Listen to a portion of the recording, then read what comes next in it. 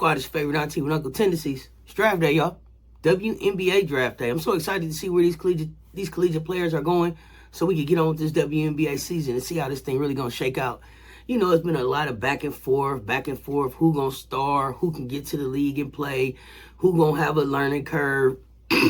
You know, a lot of stuff back and forth. We going to have plenty of time to talk about that. Right now, it's about this draft. So, let's talk WNBA Draft. If you never paid attention to the draft, if you never watched the draft, it's going to be your first time watching with Cess Talks Sports. Let me break down a couple of things for you. It's a historical draft. Not because of Caitlin Clark, y'all, although it's a lot of talent in the league. It's a historical draft because this is the first time that WNBA fans will be in attendance at the draft. So the draft growing up a little bit. Now, they invited us out to Brooklyn to hang out with them. We ain't got to just watch on TV. Okay, so the draft consists of 3 rounds. Each round has 12 picks, okay?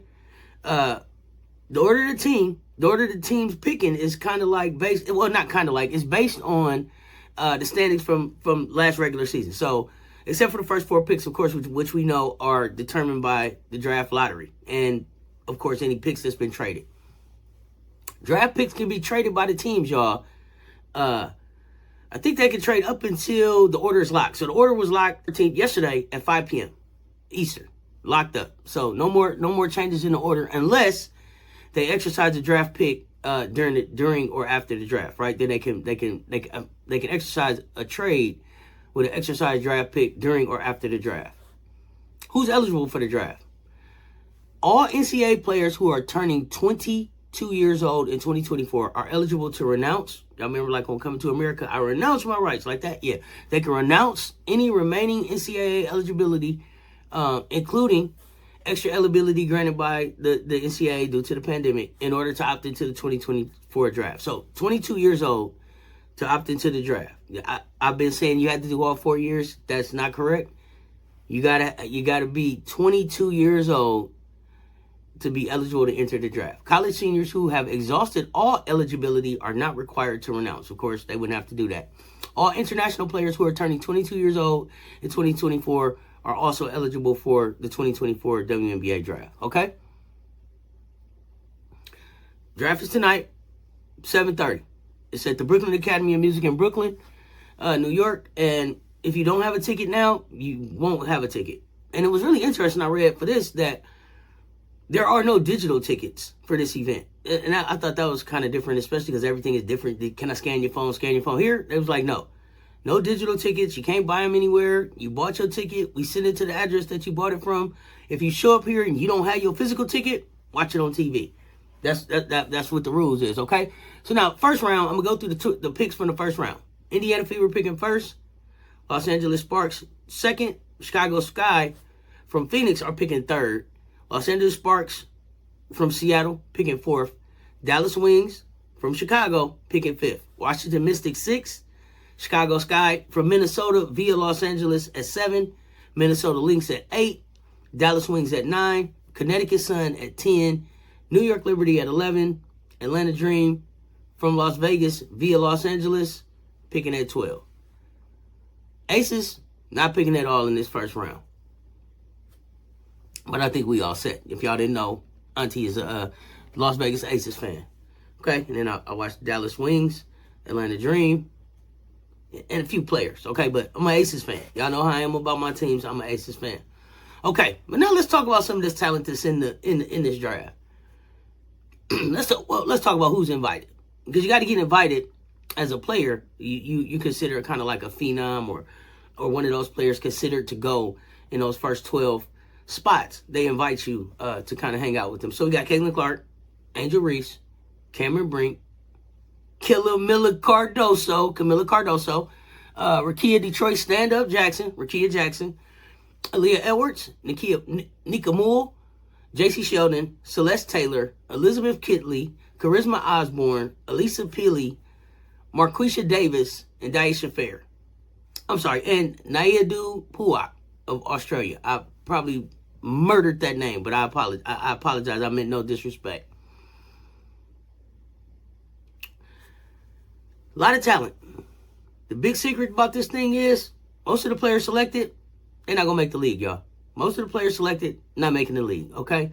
Caitlin Clark, Killamilla Cardoso, Angel Reese, Rakia Jackson, the Cameron Brinks, probably like those first top 5, maybe top 7. To me, top 5, I think they're pretty good. But I need y'all to realize that last season, out of 36 players taken in the draft, only 8 of them were on opening day rosters. And 15 of them total played in the WNBA game last season, okay? The WNBA, even though it's not it's not one of the most watched leagues, it's one of the hardest leagues to make. Because of the talent, of course, but also because the rosters are so small. You got 12 players deep, and then most teams are probably gonna stay at 11 because if at 12, then you're pushing right up against that salary cap. So you're down to 11 players. Compared to like the NBA, I think they can carry up to like 15. Plus 3 two-way players. So you end up leaning heavily on the veterans to round out the roster. So you shy away from the younger players that would need development, would need to get some more skills, and the younger players that are coming out of the draft, which in return makes the WNBA kind of top heavy as far as salary, because you got a lot of older players who are making more money, playing a lot longer, and then it's hard to bring in new fans because the fans come over to watch their players that got drafted and then they don't make the team, and then it's like, oh, what I'm watching over here for? I ain't been looking at them. So got something we definitely got to figure out with the WNBA, but. Tonight, we are going to find out where these ladies are headed to. And I think it could make or break a lot of them, okay? One of the other things I wanted to say. But Caitlin Clark, Angel Reese, these ladies are having a tremendous impact on the league. It's a tremendous impact on the league. Y'all know all college hoop season, I kept talking about the WNBA is on Ion. They on Tubi. I need them to get on some other places. So, okay, everybody know. It's Caitlin Clark fever right now. She's going to the fever. Indiana's going to be featured 8 times across ABC, ESPN, and ESPN2, 13 times on NBA TV, 8 times on Ion, 4 times on Prime Video, twice on CBS, and once on CBS Network. Okay? Stepping it up. That's the Caitlin Clark effect. That's the Angel Reese effect. Those are the kind of things that we're going to be able to expect from these ladies immediately from their impact. On the floor, it's going to be some development for all of them, okay? Understand this. They're rookies coming in. They're rookies coming in, okay? It's a learning curve. They're going to get treated like rookies. They're not going to maybe play as many minutes as they've been as they have been used to playing in college, and as have their fans been used to seeing them play. So it's going to be an adjustment period, and let's give them space and grace to have that. However long that takes, and please understand. Please, let me just get on my soapbox for a minute. Please back up off of the veterans talking about they hating on these young people. They're not hating on them. They're being honest. They're being honest. And they're being honest with them, and they want to give them a good understanding of what to expect when they're coming into the league because they've already been through it. Kelsey Plum started Plum Dog Camp to learn, to tell young people coming into the league understand what it's like to be a WNBA professional. There is a transition with anything. And so the people that are like, Diana Taurasi, she's get off my lawn guy, or Cheryl Swoops, they're hating on these, they're not hating on these kids. They're level setting expectation so that they understand what they're walking into and so that they're prepared. They need to know that it's not going to be just like college. But I also feel like most of these young ladies know that if you have a conversation with them. It's the media that gets all hyped up about, Cheryl Swoop said Caitlin Clark's not going to drop 40. She probably won't when she first hits the floor. But Caitlin probably knows that. Caitlin wants to get to the WNBA and be challenged and grow and develop and get to a level where she's banging with professionals. That's what everybody's dream is. Angel, Rakia, Camilla, they all want to do that. So let's just give them the space and grace to be able to do that and help and understand that the WNBA is way more of a sisterhood than people think. And don't get caught up in what the fringe fans would have you thinking about this catty behavior between these ladies, like they don't want to help each other. That couldn't be further from the truth. These young people are gonna have to come in and learn. and these older people and the veterans are going to help them out to get to where they need to be. It's just how it goes. Okay, so let me get back to. Oh, I'm sorry about my soapbox, but okay. So Indiana, they picked up some great TV. They're hoping to get back to the playoffs for the first time since 2016. I think that was that when Tamika Catchings retired. So, and I think that Indiana's in a unique position because they're in a position where they're going to be able to, what are going to try to be able to take advantage of uniting two of the biggest fan bases in recent women's college basketball, and that's going to be the South Carolina Gamecocks. Let's go Gamecocks. And the Iowa Hawkeyes, because you're going to be putting together Aaliyah Boston and Caitlin Clark, two of the most formidable names in women's college hoops in the last 3-4 years. Okay, so they have that going for them in addition to all of the work they're going to get on TV.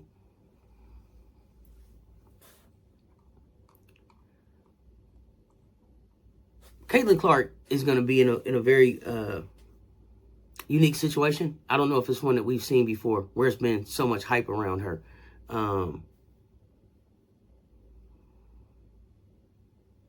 It kind of reminds me of like Rubio. The hype around Rubio will change the league. Jackie Stiles.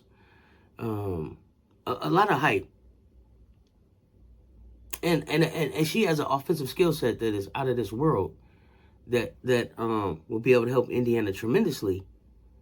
But how quickly she develops on the other side of the ball and picks up the Indiana offense, and I don't think she'll have a problem picking it up. The kid has a high IQ for basketball. I mean, she's smart. You know, Caitlin Clark is a hell of a player. But there's some glaring weaknesses, glaring areas of improvement that I think Raven and Nika Moore, I think, who also defended her, helped us see. And so she's going to have to work on being able to go right, because one-dimensional, only being able to go left, will kill her career in the WNBA. She's going to have to be able to go. She's going to have to be able to go left and right. So she's going to have to work on being able to go right, and she's going to have to work on being able to play defense on both sides of the ball. Raven Johnson set out a great blueprint for how to defend Caitlin Clark. I mean, she had blocks on Caitlin, steals on Caitlin. She smothered Caitlin. She pushed Caitlin into a 5 for 20. And some of that may have been that Caitlin was pressing a little bit and tired, but I don't want to take away from what Raven and Nika with Gino and Dawn's blueprints were able to show us about Caitlin's game, and what we were able to learn about Caitlin's game from the first time we played her to when we played her this year. And also what LSU was able to do the first time around, right? By being able to knock them out. So we saw some great blueprints on how to play Caitlin, be physical with her, push her off her spot, force her right, smother her, keep her uncomfortable. And that does a pretty good job on Caitlin. She's coming into Indiana. I think that's a great spot for her. I think that having Aaliyah there, who's now 1 year into the league, Rookie of the Year, has had a lot of success at the WNBA, will be able to help Caitlin quickly. I mean, you already look at it. You look at Aaliyah. You can tell if you watch the Final Four, the way that if you just watched her this season, the way that she went back and worked with Camilla, she talked about being able to reach out and talk to Bree.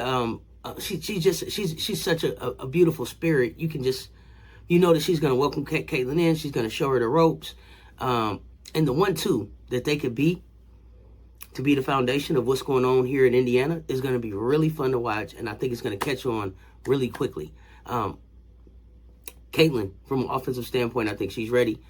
Aaliyah will be back there as a rim protector to kind of clean up some of Caitlin's, or cover up some of the things that Caitlin's not able to do on defense if people get by her while she's developing. So they won't have to, it won't be so glaring, right? Now, the going right, being able to go right, getting shut down, going to the right, that's something she's going to have to work on right now. So, and she's probably already working on it. She's Caitlin Clark, but that's something she's going to have to work on right away. But having Aaliyah Boston back there, being able to kind of like I said, wipe away some of the mistakes, wipe away some of the things that people will be able to do to her defensively as she's still learning and growing, will be helpful for her. And I think it'll allow her not to have to get down on herself, because I think they'll be able to have some momentum and to be able to be winning, right? So she's not going to come in and just be taking L's, because that could be very disheartening, right? That could be spirit breaking. So I think that Indiana is a great fit for her. But I did say if it was my pick, I wouldn't pick her at 1. But I think that that's the way that it's going to go, and I think that that's the way it'll work. But if I was in Indiana, and this is probably why they don't pay me the big bucks, Caitlin wouldn't be the person that I selected. But I told y'all that already. The next player I want to talk about is Angel Reese. I'm talking about Angel because I feel like Caitlin and Angel were the two that put the eyes on women's hoops from last season to this season. All of the millions of watchers that came to see them show down in that final, that continue to watch throughout this season. I think if you don't have a Caitlin if you don't have an Angel. You don't have an Angel if you don't have a Caitlin. It was the way that the media pitted them against each other, if you will, after the I don't even want to say a taunt. It was just trash. It was just basketball trash talk to me. It wasn't a big deal when Steph did it. Ring me. You can't see me. Night. All that kind of stuff. To me, that's just hoops. But I know for the people who don't watch all the time, it can be shocking. Look at these ladies talking to each other like that. It's basketball. We talk trash. It goes like that. It's okay. But you don't have the eyes, that drama, because people like drama. That drama of how the media was able to play that up, and it was done beautifully. Brought a lot of eyes. And so I want to talk about Angel Reese. Now, people are going to have a lot of things to say about Angel's game. Going to have a lot of things to say about what Angel isn't. And so before we talk about that, I want to talk about what Angel is. National champion, SEC Player of the Year, All-American. She set NCAA single season record, double-doubles with 34. And I got a question too. How come records other players like Angel have broken, set in college, don't solidify them as players to watch in the WNBA like Caitlin's records have done for her? Especially when it comes to players like Angel, who's a national champion.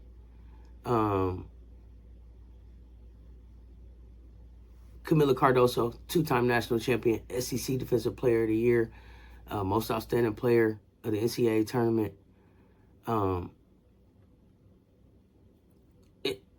They do impact national champions, right? Because they win them. They both won them. But the records that they've broken aren't looked at like Caitlin's record, the scoring record. And I was just wondering why. And I was also wondering, do impactful national champions usually go lower than the top 10? Because they keep telling me that maybe Angel is a top 10 or is at 10 or lower. And I'm trying to figure out how. She's got a high motor. She plays hard. She's got to improve on her shooting. She got to improve on her free throws. And that's going to be able to, that's going to allow her to be able to stretch the floor as a forward, because there's no way that she's going to play the center. She doesn't have a size for the W to play the center, right? So she's got to work on some things. But she's proven herself a hard worker. She's proven herself a winner. She's proven herself a person that can go and they can switch locations and I don't want to say reinvent herself, but continue her trajectory on towards winning. Now, this season it didn't end in a natty, but she wasn't that far off. With all the stuff that went on this season, she was still one game away. She was still one game away from the natty, right? So I don't know. Let's just put a little respect on Angel's name, and then I'm going to challenge people to put aside social media Angel, and let's just look at basketball Angel and who she's shown us to be, and how she keeps showing up as a basketball player when we talk about her. And she had an article in Vogue here recently after she announced And this is what she said, and it caught me off. It caught me off guard because I kind of thought it, and it was like, okay, I'm glad to hear you say it because I feel that about you, but I'm glad to hear you say it. I want to start at the bottom again. I want to be a rookie again and build myself back up. I want to be knocked down and learn and grow at the next level.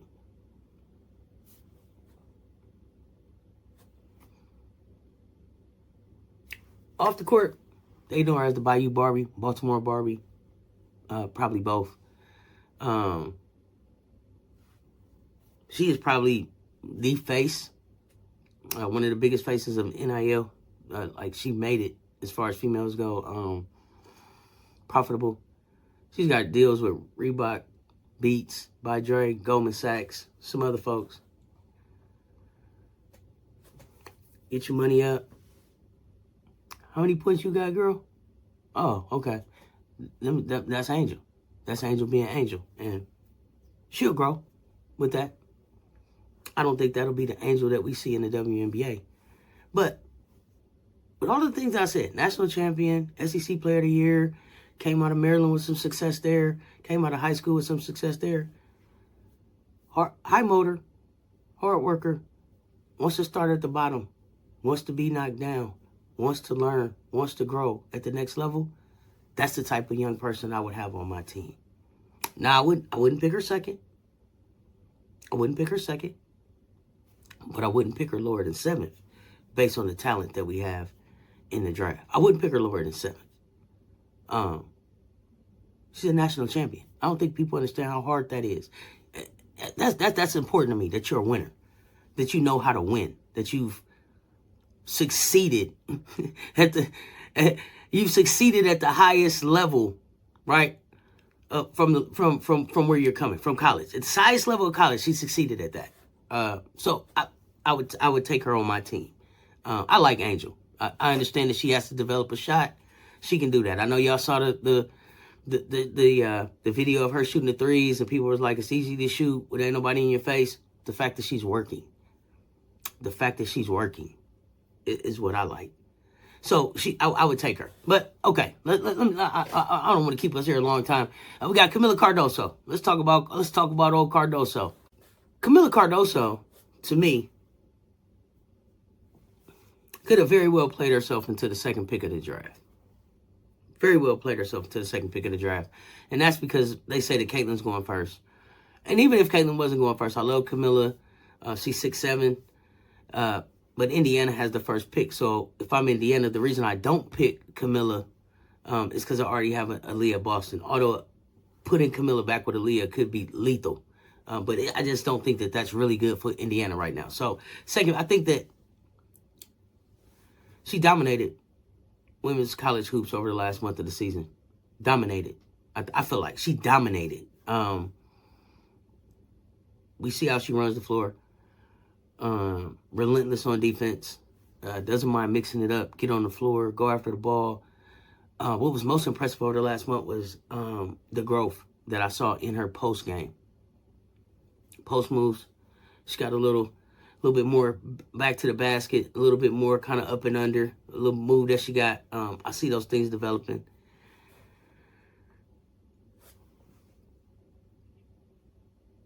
Her passing out of the double team, her confidence, her post moves, definite proof of her hard work and her heart.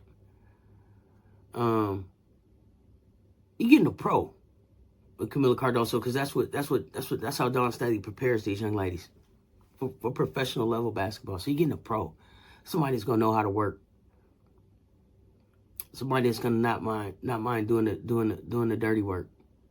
She's a McDonald's All-American, ACC Co-Defensive Player of the Year, ACC Freshman of the Year, SEC Defensive Player of the Year, Most Outstanding Player of the NCAA Tournament, 2-time national champion, like I said to y'all. Described as being someone who basketball comes naturally.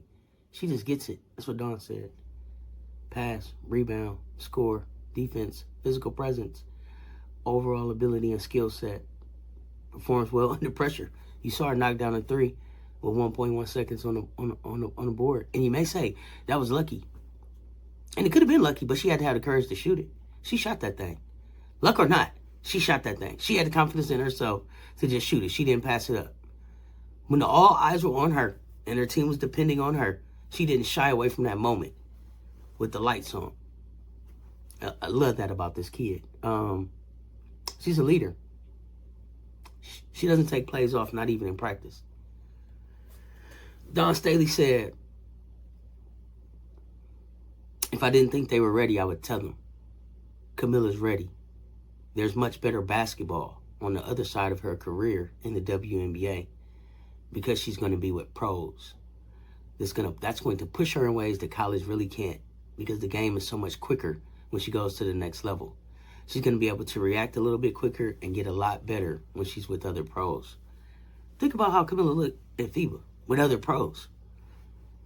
FIBA over the summer, Camilla Cardoso looked like the most dominant big in the world, in the FIBA.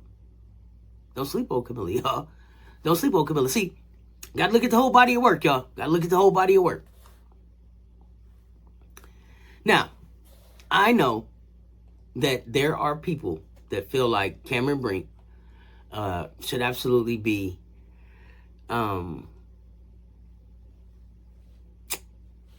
second pick in the draft. And I can't give that to Cameron right now because I just think that there's too much work that's left for Cameron to have to do.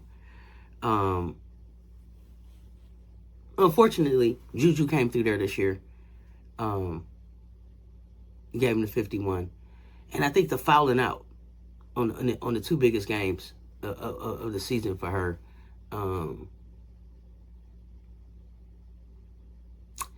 also hurt.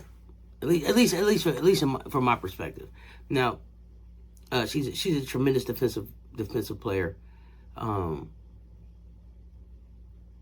Skill set wise, not a number 2. Overall brand wise,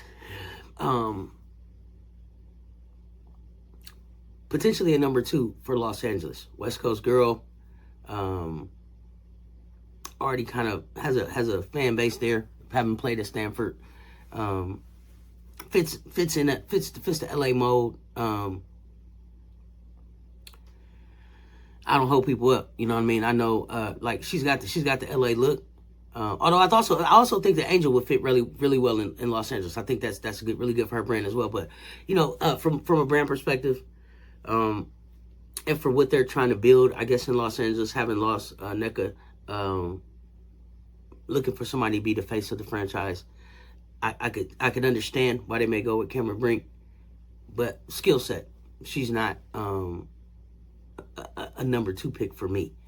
But I also feel like Cameron Brink's gonna work her butt off based on the conversations that I heard her have with people, and some of the articles that I've read. I know that her godbrothers are Steph and Seth. So, you know, any access that she needs to anything basketball will be available to her. And so Cameron Brink is going to be just about how hard does she want to work. And that'll determine where she goes as far as her career overall. But right now, I wouldn't pick her at a 2. But I still would pick her somewhere probably between 8 and 10. I probably would pick her somewhere between 8 and 10. So Chicago, Dallas, Connecticut, maybe even 12. You know, New York, Atlanta. I probably would pick her somewhere down in there. Give her an opportunity to be able to develop her game, contribute where she can, but also impact winning with these teams, New York, Connecticut, playoff teams. I think that would be a really good landing spot for her. But we shall see. We shall see. So we also got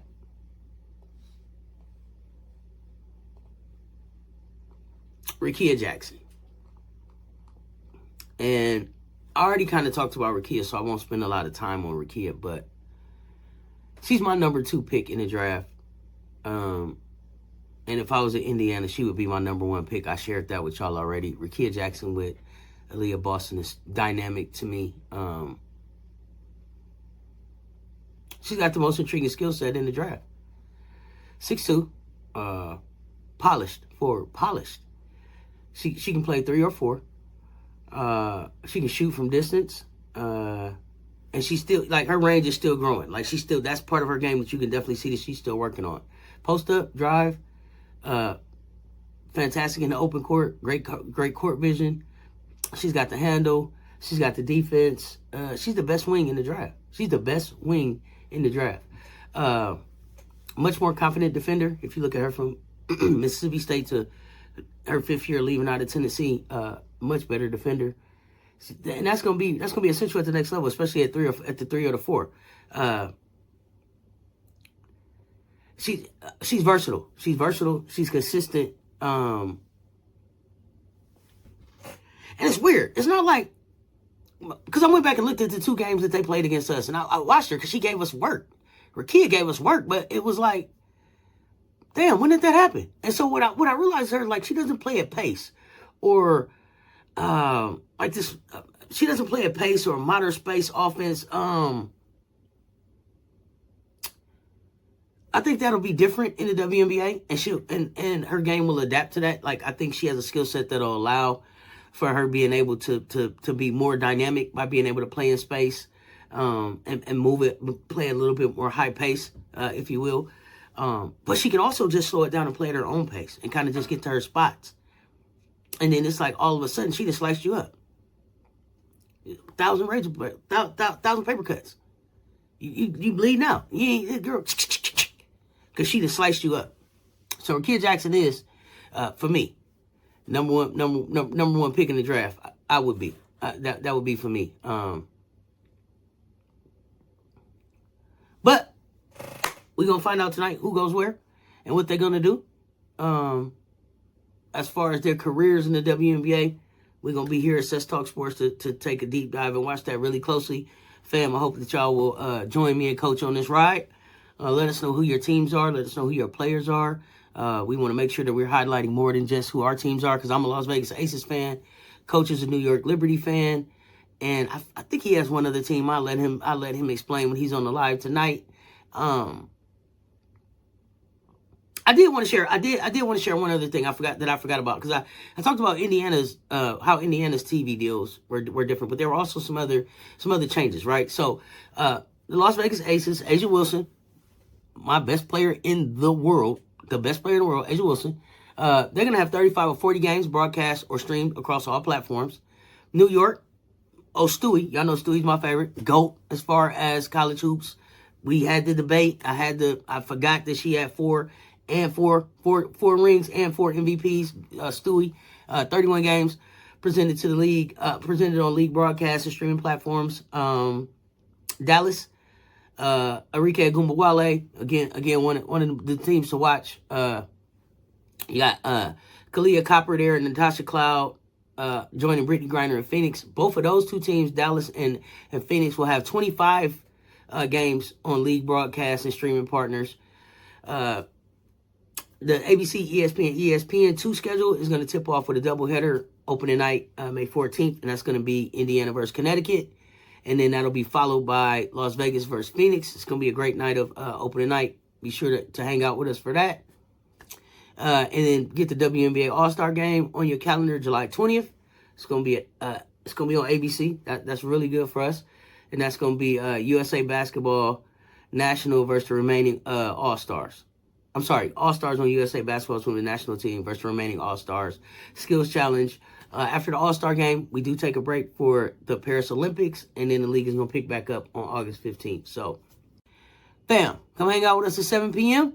Y'all know how we do. We're going to be talking women's hoops, giving our on-air live reactions, getting your opinions, and just kind of talking it up. With that, y'all, it's your favorite auntie with Uncle Tendencies. Until next time, stay tuned. Talk soon, y'all. I'm out.